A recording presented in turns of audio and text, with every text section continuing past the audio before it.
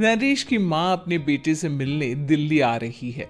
इस बात का पता चलते ही नरेश के दिल में हलचल मच जाती है। नरेश अपनी मां के स्वागत की तैयारी में लग जाता है।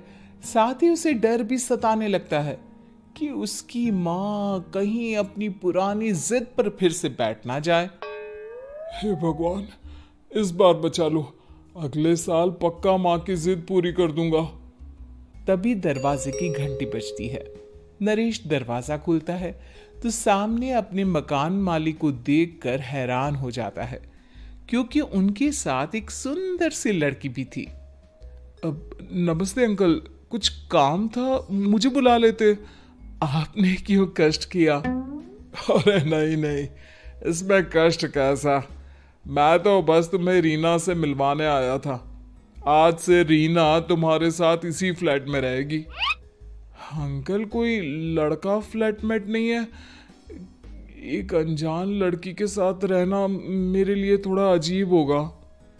देखो नरेश, मैं तुम्हें पहले भी बता चुका हूं कि इस फ्लैट में तुम्हें किसी ना किसी के साथ एडजस्ट करना ही होगा, या फिर तुम अकेले पूरे फ्लैट का किराया दे दो, मैं किसी को नहीं रखूंगा।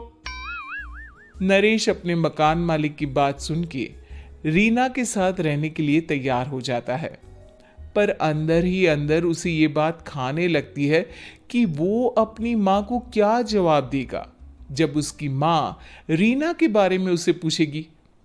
दिन बीतने लगते हैं। नरेश और रीना अच्छे दोस्त भी बन जाते हैं, पर अभी भी नरेश अपनी प्रॉब्लम का सलूशन नहीं ढूंढ पाता। एक दिन नरेश बहुत परेशान सा बैठा होता है। तभी रीना उसे पूछती है, क्या हुआ नरेश, तुम काफी परेशान लग रहे हो, सब ठीक तो है ना? हाँ, सब ठीक है, बस एक छोटी सी प्रॉब्लम है। वो एक्चुअली 2 दिन बाद मेरी माँ मुझसे मिलने आ रही है। अरे, तो इसमें प्रॉब्लम क्या है? ये तो खुशी की बात है। हाँ रीना, बट मेरी माँ एक जिद लेकर बैठ गई है कि मैं शादी कर लूं, पर मैं अभी इस चीज के लिए तैयार नहीं हूं। ऊपर से जब वो तुम्हें देखेगी तो 100 सवाल करेगी, क्या जवाब दूंगा? अरे, इसमें कोई टेंशन वाली बात नहीं है। मेरे पास ना इस प्रॉब्लम का सलूशन है, जिससे ना तुम्हें शादी करनी पड़ेगी और ना ही तुम्हारी माँ मेरे बारे में कुछ पूछेंगी। रीना की बात सुनकर नरेश सोच में डूब जाता है। वो सोचता है कि रीना खुले ख्यालों वाली लड़की है, कहीं माँ को सच बता ना दे। नरेश को सोच में डूबा देखकर रीना कहती है, अरे क्या हुआ, किस सोच में पड़ गए? डोंट वरी, जैसा तुम सोच रहे हो ना वैसे कुछ भी नहीं है। मेरे पास एक प्लान है। मैं कुछ समझ नहीं पा रहा हूँ, कैसा प्लान? मैं समझाती हूँ। हम ना एक कॉन्ट्रैक्ट मैरिज कर लेते हैं। फिलहाल मेरे पास जॉब नहीं है, तो तुम इस रूम का किराया दे देना जब तक तुम्हारी माँ यहाँ रहेंगी, सिर्फ तब तक।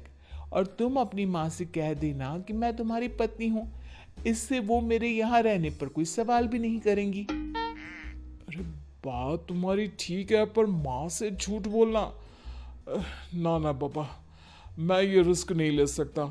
कोई और आइडिया दो ना तुम। देखो, मंजूर हो तो बोलो, वरना सच बता दो, मुझे कोई प्रॉब्लम नहीं है। रीना की बात सुनकर नरेश सोच में डूब जाता है। बहुत सोचने के बाद जब उसे कोई रास्ता नहीं मिलता, तो वो रीना के बताए हुए रास्ते पर चलने के लिए तैयार हो जाता है। वो रीना से बात करता है और अपनी माँ की पसंद और नापसंद के बारे में बताता है। रीना भी नरेश की सभी बातों को ध्यान से सुनती है, ताकि कहीं उससे कोई गलती ना हो जाए। आखिर वो दिन भी आ जाता है जब नरेश की माँ उससे मिलने दिल्ली आ जाती है। नरेश अपनी माँ को फ्लैट पर लेकर जाता है। जैसे ही नरेश की माँ फ्लैट के अंदर जाती है, रीना उसके पैर छू लेती है। ये देखकर नरेश की माँ थोड़ी घबरा जाती है और नरेश से पूछती है, अरे बेटा नरेश, ये कौन है? माँ, ये आपकी बहू रीना है। माफी चाहता हूँ, सब कुछ इतनी जल्दी में हुआ कि आपको बता ही नहीं पाया।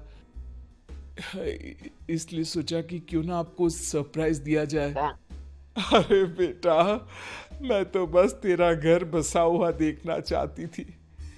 हाँ, बहुत अरमान थे अपनी इकलौती बेटी की शादी को लेकर, लेकिन कोई बात नहीं, शायद किस्मत को यही मंजूर होगा। ये कहते ही नरेश की माँ रीना को गले लगा लेती है। रीना बेटिया, मेरा बेटा ना थोड़ा नादान है, पर तुम काफी समझदार लगती हो और मैं जानती हूं कि तुम इसका बहुत अच्छे से ध्यान रखोगी। माँ आप चिंता मत कीजिए, मैं सब संभाल लूंगी। नरेश की माँ अपनी बहू और बेटे के साथ खुशी खुशी रहने लगती है। दिन बीतने लगते हैं। नरेश की माँ और रीना का रिश्ता बहुत मजबूत होता चला जाता है। वो दोनों सारा दिन एक साथ रहती और खूब बातें करती। इधर साथ रहते रहते नरेश और रीना भी एक दूसरे से प्यार करने लगते हैं। दोनों को इस बात का एहसास हो जाता है, फिर भी वो इस बात को छुपा कर ही रखते हैं। एक दिन नरेश की माँ और रीना शादी के बारे में बात करने लगते हैं। रीना बिटिया, ये तो नरेश ने मुझे बिना बताए शादी कर ली, वरना मैं तो अपनी इकलौती बेटी की शादी इतनी धूमधाम से करती कि सारी दुनिया देखती रह जाती। अच्छा माँ, आप ऐसा भी क्या करती नरेश और मेरी शादी में जो दुनिया देखती रह जाती? अरे बिटिया, एक माँ के अरमान तुम अभी नहीं समझोगी।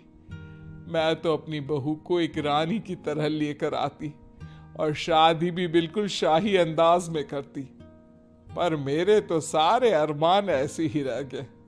खैर, मुझे तो अपने बेटे और बहू की खुशी चाहिए बस। ये कहते हुए नरेश की माँ की आंखों में आंसू आ जाते हैं। रीना भी ये सुनकर ख्यालों में खो जाती है, क्योंकि वो भी मन ही मन खुद को नरेश की पत्नी और उसकी माँ की बहू मानने लगी थी।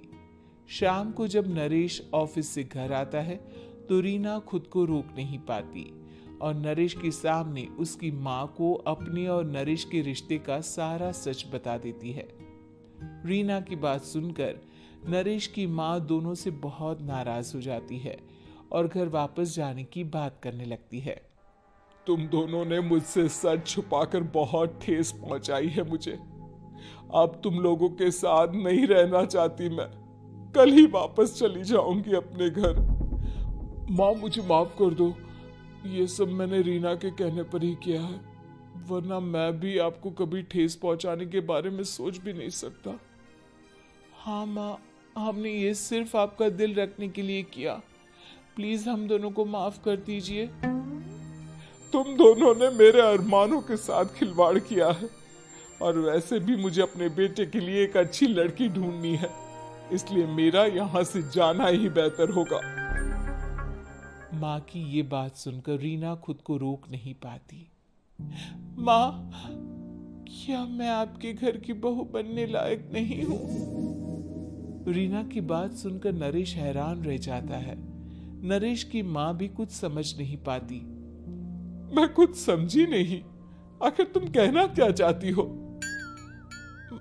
माँ, मैं वो नरेश से बहुत प्यार करती हूँ और साथ ही साथ मैं आपको भी अपनी माँ मान बैठी हूँ।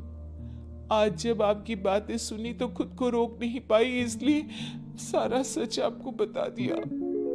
रीना की बात सुनकर नरेश की माँ की आंखों में आंसू आ जाते हैं और वो अपने बेटे नरेश और रीना को गले लगा लेती है। मेरे घर की बहू तो सिर्फ रीना बिटिया ही बनेगी। मैं आज ही तुम दोनों की शादी की तारीख निकलवा दूंगी, बस एक बार तुम्हारे घर वाले मान जाए। उसी दिन रीना के माता पिता भी उनके फ्लैट पर आ जाते हैं। दोनों परिवार आपस में बैठकर बातें करते हैं और शादी के लिए राजी हो जाते हैं। रीना भी कॉन्ट्रैक्ट फाड़ देती है और कहती है, सही मायने में मैं अब बहू बनूंगी, अब तक तो सिर्फ कॉन्ट्रैक्ट वाली बहू थी।